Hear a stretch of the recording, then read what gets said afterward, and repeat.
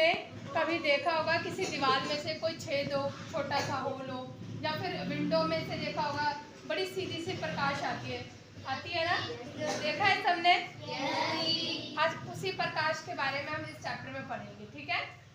Scooter, car तथा रेलगाड़ी के इंजनों के अग्रदीपों, हेडलैम्प से आते प्रकाश के किरण पुंजों को भी आपने अवश्य देखा होगा। इसी प्रकार टॉर्च से भी प्रकाश के किरण पुंज को देखा जा सकता है। आपने गाड़ी के आगे से जो हेडलाइट होता है उसमें से भी देखा होगा प्रकाश को, या फिर टॉर्च में से देखा होगा। देखा है सबने टॉर्च को? यस जी।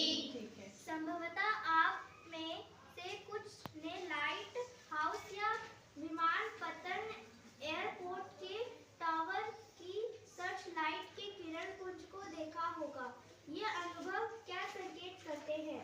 प्रकाश सरल रेखा के अनुदिश गमन करता है। बूझो कक्षा 6 में किए गए क्रियाकलाप को स्मरण करता है। इस क्रियाकलाप में उसने एक मोमबत्ती की लो ज्वाला की और पहले एक सीधी पाइप से और फिर मुड़े हुए पाइप से देखा था। ठीक है। बूझो ने क्या करा था? एक कैंडल को जलाया था और एक उसको सीधे पाइप से देखा था और एक टेढ़े पाइप से। ठीक है। बूझो मुड़े हुए पाइप से मोमबत्ती की लो को क्यों नहीं देख पाया था? वो कह रहे कि जो मुड़े हुआ पाइप था उसमें से वो जो मोमबत्ती की लो थी वो उसको क्यों नहीं देख पाया था। ठीक है।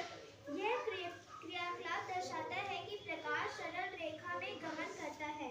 जो प्रकाश है वो सरल रेखा में ही चलता है, मतलब सीधी जो लाइन है उसी में चलेगा। ठीक है। अगर बीच में कुछ भी रुकावट लग गई, कोई दीवार आ गया, कुछ आ गया, तो वहीं पे वो प्रकाश क्या होगा? रुक जाएगा।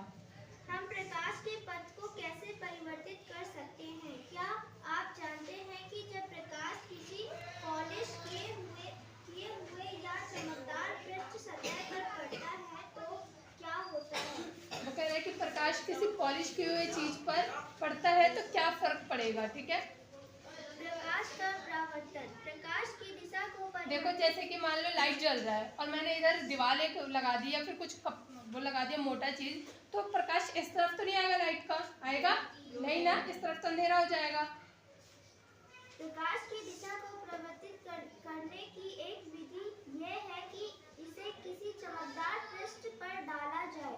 उदाहरण के लिए स्टेनलेस इस्पात की चमकदार प्लेट अथवा इस्पात की चमकदार चम्मच प्रकाश की दिशा को परिवर्तित कर सकती है। जल का पृष्ठ भी दर्पण की भांति कार्य कर सकता है तथा प्रकाश के पथ को बदल सकता है।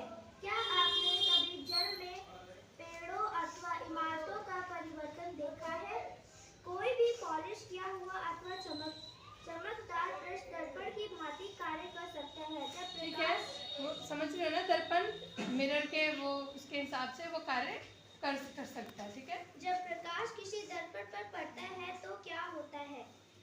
वो कह रहे हैं कि प्रकाश किसी दर्पण पे पड़ता है तो वो क्या होता है? आप कक्षा 6 में पढ़ चुके हैं कि दर्पण अपने ऊपर पड़ने वाले प्रकाश की दिशा को बदल देता है। ठीक है ना। वो क्या करता है? वो जो अपने ऊपर जो दर्पण होगा उसके ऊपर अगर कोई से भी प्रकाश आएगा तो उसकी दिशा को चेंज कर देगा, बदल देगा। दर्पण द्वारा प्रकाश की दिशा का यह परिवर्तन प्रकाश का परिवर्तन कहलाता है। क्या आपको यह क्रियाकलाप याद है जिसमें आपने एक टॉर्च के प्रकाश को दर्पण द्वारा परावर्तित कराया था? ये तो आप घर में भी कर सकते हो। अगर टॉर्च होगा तो उसे दर्पण पे डालोगे तो वो क्या होगा? उसकी डायरेक्शन को चेंज कर देगा। आइए उसी से मिलता जुलता एक क्रियाकलाप करें। क्रियाकलाप 11.1। एक टॉर्च लीजिए, इसके कांच को दर्शाए अनुसार काले रंग की